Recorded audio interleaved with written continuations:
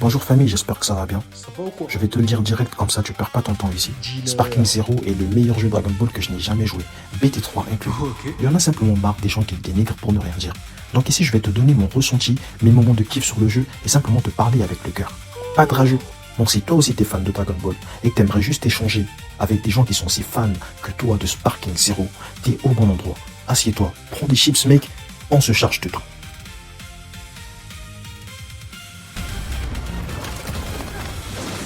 Sakura!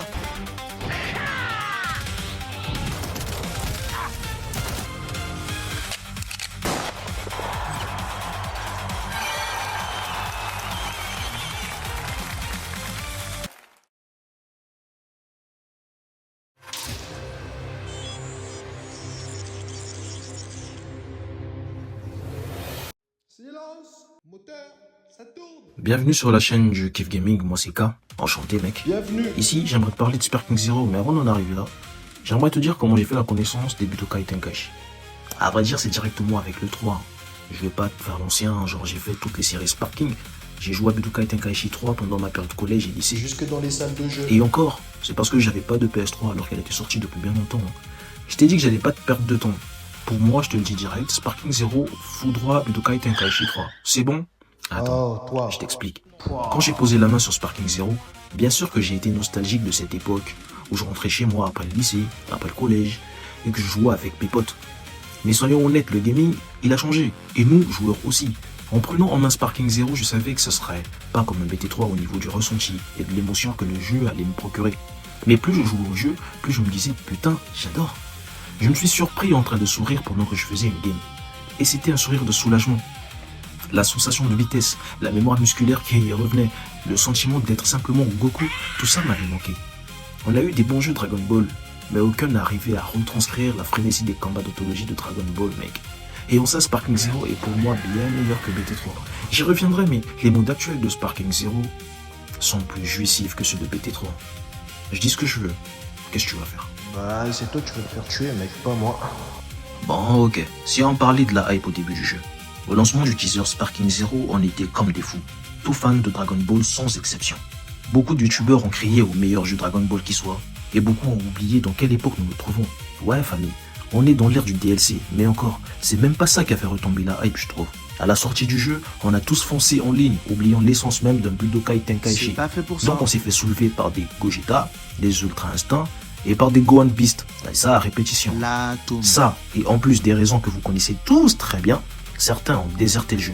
En ce qui me concerne, je n'en ai rien à faire du online, ou presque. J'y touche presque jamais. C'est juste parce que t'es Et né. ça dans plusieurs jeux. J'ai donc appréhendé le jeu à la manière d'un Budokai Tenkaichi. Ce que j'ai toujours fait au final. Et j'ai compris ceux qui ont déserté le jeu à cause du manque de contenu en offline. Je comprends. Après moi, tant que je peux faire un classiquement Goku Vegeta dans les montagnes, ça y est, Bandai m'a eu. Ah oui. Mais ici, le plus triste, c'est que les gens ont déserté juste en se laissant entraîner par les avis négatifs du net au lieu de laisser une chance au jeu. En tout cas au début. C'est ça, des petits moutons. Et aussi, après, tu sais, le jeu vidéo n'est pas censé être un morceau de rap éclaté que tu zappes comme sur Spotify. Beaucoup oublient que le fameux Budokai Tenkaichi 3 a eu un 1 et un 2 avant. Il n'est pas devenu une référence comme par magie, mec. La vérité, c'est que le jeu est sorti trop tôt, on est d'accord. Moi, perso, ça ne m'a pas empêché d'avoir plus de 300 heures dessus, et ça juste en offline. Oh là là. Ouais, j'ai le droit d'aimer. Qu'est-ce qu'il y a? Comment ça se fait? Bah, je peux me transformer in-game, je peux fusionner in-game. La météo interagit avec la puissance max de mon perso. La tenue de mon perso se désagrège en plein combat. Je peux détruire un mec et même jouer en équipe. C'est de l'animé le truc. On a reproché à Sparking Zero de ne pas avoir les mêmes modes de jeu que son prédécesseur. Vous savez, le fameux, le jeu manque de contenu. Bah ouais. Bah devinez quoi les gars? Aujourd'hui, il y a exactement les mêmes modes sur Sparking Zero et il y a même un mode survie. Alors, ceux qui voulaient des modes de jeu, certains, on les entend plus les mecs. J'ai sillonné YouTube parce que moi je voulais juste kiffer avec ceux qui kiffent le jeu. Mais ceux qui ont parlé au début, qui disaient qu'il manque du contenu, bizarrement il y en a certains, ils ont fermé leur bouche et ils parlent plus. Ils parlent plus du jeu. Bon bref. Après avoir craché sur les muscles de Goku, le manque de contenu, ils attaquent le manque de map. Je suis d'accord, mais chais. Là bientôt ils n'auront plus rien à dire. Je plains vraiment certains joueurs car j'ai plusieurs fois entendu des gens de mon entourage me dire qu'ils jouent plus au jeu parce qu'il y a soi-disant plus personne dessus. C'est triste de dépendre autant des gens, mec. Moi, je prends mon pied sur Sparking Zero, j'ai besoin de personne. Mais bon, même ça aussi, ils se trompent. Mais qu'il y a encore des joueurs dessus, hein. Bah oui, comme tu joues souvent en ligne, tu dois savoir ça.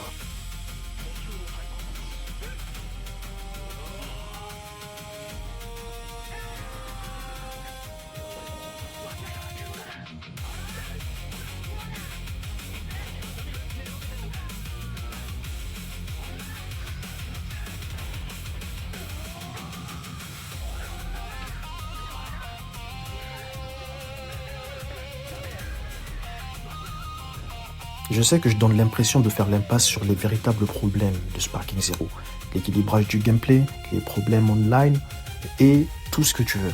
C'est juste que les youtubeurs qui se sont donnés pour mission de descendre Sparking Zero, il y en a plein. Vous n'avez qu'à vous servir.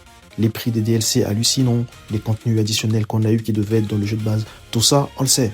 Moi là, tout ce que je veux, c'est kiffer le moment avec ceux qui sont encore sur le jeu. Parce que les rageux qui gueulent sur le jeu, qui gueulent sur l'équilibrage, sur les prix du DLC, il y en a plein. Je veux pas en faire partie, on en a déjà parlé des centaines de fois.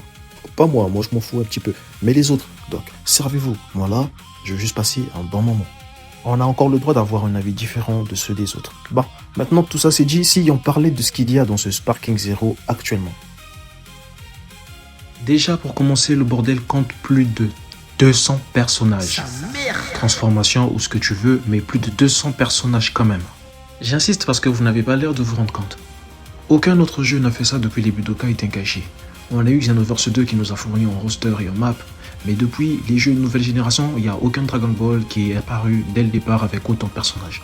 Bien sûr, dans les 200, il y a eu de l'ajout additionnel par DLC, mais déjà les personnages de départ, de base, étaient déjà énormes en termes de nombre. Maintenant, on va parler du mode histoire, ou encore appelé épisode de combat. Je te préviens mec, t'es pas prêt. T'es prêt? Oui. Voilà.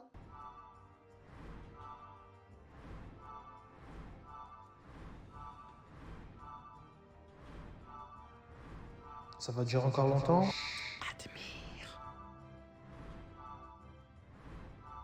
En fait, tu fais exprès, j'ai capté.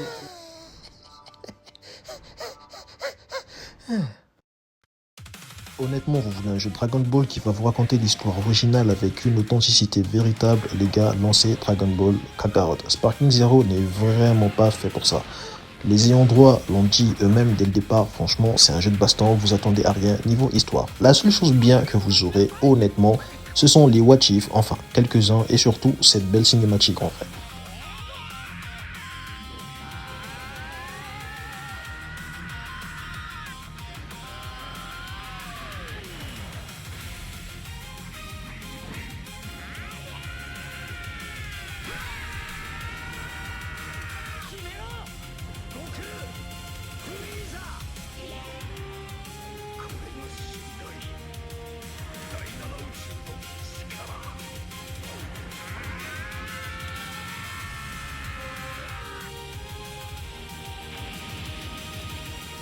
Honnêtement, en ce qui concerne Sparking Zero sur le mode d'histoire, franchement, je vais m'arrêter là, j'entrerai pas dans les détails. Parce que si je commence à vous montrer le PowerPoint, je sens que toi et moi on va s'énerver. Je sens que tu vas t'énerver, je sens que je vais m'énerver. Donc, on va continuer, mec.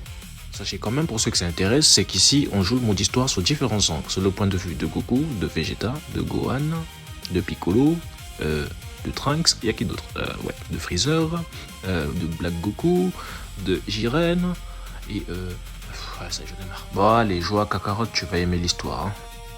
Par la suite, on a le mode combat que tout le monde connaît. Ici, tu peux jouer en ligne ou simplement hors ligne. Et aussi avec des potes en 1v1.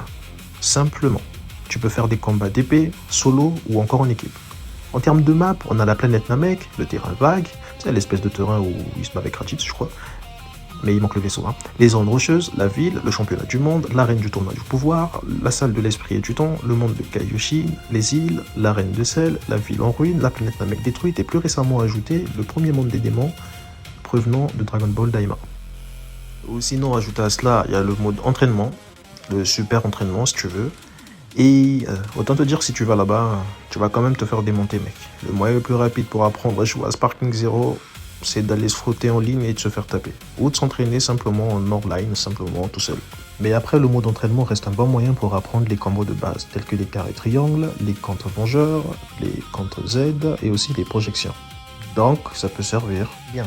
Toujours dans le mode combat, nous avons les championnats du monde qu'on peut faire en ligne, bien sûr, et hors ligne. Moi, ce qui m'intéresse ici, bien sûr, c'est le contenu hors ligne, que j'utilise beaucoup plus. On peut créer son propre tournoi, faire le championnat du monde, le Cell Game, le championnat de l'au-delà, le tournoi des destructeurs, le tournoi du pouvoir et les jeux de Yamcha. Voilà, en somme toute, c'est la même chose. Sauf que dans certains tournois, on peut choisir son décor, ses règles et déterminer si l'adversaire peut être éliminé quand il perd ses points de vie ou simplement quand il sort de l'arène. Si vous êtes resté jusqu'à ce point-ci de la vidéo, c'est que vous aimez vraiment Sparking Zero ou alors vous aimez bien écouter comment je me démerde pour essayer de vous parler dans ma toute première vidéo. Donc je tiens à vous remercier. N'hésitez pas s'il vous plaît à vous abonner pour me donner de la force pour que je travaille sur mes prochains contenus. Et désolé bien sûr pour la voix, le micro, je ferai en sorte que ça s'améliore. Bonne continuation. Merci les BG. Pour les autres modes de combat, ils ont été rajoutés bien après via des mises à jour gratuites. On nous a rajouté par exemple les missions 100. Pour ceux qui ne connaissaient pas, c'était des missions qui étaient déjà dans le prédécesseur de Sparking Zero, c'est-à-dire Budokai Tenkaichi 3. En gros, ce sont des combats à thème, simplement. Comme par exemple le style de la grue, donc affronter les élèves de Tortue Géniale, ou encore, je veux dire n'importe quoi, les Saiyans venus d'ailleurs, donc affronter les Saiyans extraterrestres, ce genre de choses. Et le but pour avoir par exemple le rang Z, c'est de battre les ennemis le plus vite possible. Bien sûr, on n'est pas obligé. Moi par exemple je faisais du fanservice, j'étais toujours dans le roleplay, donc j'avais souvent des S, des A, des B, enfin surtout vers la fin. Donc voilà, c'est un mode assez sympa qui permet de différencier un peu les combats. Et le mode qui a été récemment ajouté, c'est le mode survie. Ce mode est incroyable et il prévient aussi de Budokai Tenkaichi 3. Mais personnellement je le préfère sur Sparking Zero. Pourquoi? Parce que ce mode est subdivisé en deux. Il y a le mode survie tout round, donc tu bats les adversaires one by one jusqu'à ce que tu termines le roster. Et il y a le mode survie combat à mort. Simplement, j'adore ce mode là parce que tu peux choisir les prochains adversaires qui viennent t'affronter et je trouve ça génial. Il y a une sorte de stratégie dans le sens où si tu perds des PV, tu peux choisir ton prochain adversaire en fonction de ses DP à lui. C'est-à-dire tu choisis un adversaire faible pour le battre rapidement afin de recouvrer un petit peu de PV. Donc plus ton adversaire est fort, plus les DP que tu gagneras seront forts ou nombreux, j'en sais rien. Ce mode là tu peux le faire en solo, tu peux également le faire en équipe. Et le niveau des adversaires augmente chaque 10 personnages vaincus. C'est-à-dire que quand tu vaincres 10 personnages, toi, tu as une alerte sur l'écran qui dit qu'il y a un personnage puissant qui arrive. Et à partir de là, le niveau des adversaires va augmenter en conséquence. Vous en faites pas pour leur faiblesse au début du niveau. Croyez-moi qu'à partir du niveau 100, c'est un autre level. Non, toi t'es faible. Chut. Mon record personnel, 195 persos battus sur 208 mecs. Tu te rends compte que je me suis fait battre par un Vegeta mini? Le mec il était complètement boosté, arrivé à ce niveau là, un seul coup de poing de ce mec, on dirait un coup de poing de Saitama. Bon, maintenant on va parler du mode que j'ai gardé pour la fin. Le mode combat personnalisé. L'un des meilleurs modes que Sparking Zero a proposé, mais il est vraiment chiant à faire, c'est pour ça que je l'ai gardé en dernier parce qu'il est vraiment chiant à expliquer. Mais ici je vais vulgariser la chose, bien sûr je ne vais pas rentrer dans le détail du processus de création là-dedans, sinon on va s'embrouiller. Je vais simplement te dire ce que tu peux y faire en tant que joueur pour passer le temps. Tu peux donc créer tes propres combats en mettant en scène des petites cinématiques ou même faire des what if. Tu peux choisir les intros, tu peux choisir les musiques des combats, tu peux choisir les pauses pendant les combats, tu peux même choisir à quel moment ton adversaire va utiliser certaines compétences selon ton choix. Tu peux choisir quand il se transforme, quand est-ce qu'il te lance une attaque ultime, en gros tout est entre tes mains. Voilà, pour la faire simple, c'est vraiment une création libre de combat que tu veux faire à tout moment et au rythme que tu veux. Ce qui est bien dans ce mode aussi, c'est que tu peux jouer les créations d'autres joueurs. Il y a une vidéothèque complètement disponible pour tout joueur afin de tester les combats que les autres ont fait et le noter même. Donc voilà, j'ai vulgarisé la chose, mais en gros c'est un peu ça l'idée des combats personnalisés. Ça laisse des perspectives ouvertes à l'imagination. Si tu es toujours là famille, sache que je te remercie beaucoup d'avoir regardé la vidéo dans son entièreté. Ici c'est la chaîne Kiff Gaming, pas de prise de tête, on est juste là pour kiffer les jeux qu'on aime bien. Moi je fais beaucoup de jeux solo narratifs, des jeux manga, des jeux FPS, ce que tu veux. J'aimerais simplement partager ma petite passion avec toi, si possible te montrer parfois du gameplay, mais surtout discuter et en parler. Voilà, si jamais ça t'a plu, abonne-toi et like la vidéo frérot pour me donner beaucoup plus de force afin que je te sorte des contenus de qualité et que je m'améliore moi en tant que créateur, mais simplement en tant que kiffeur de jeux vidéo. Merci à toi frérot. Look, man, I gotta go. Hey, Simeon, I'm out. I'll holler at you, homie. It's the best part, man.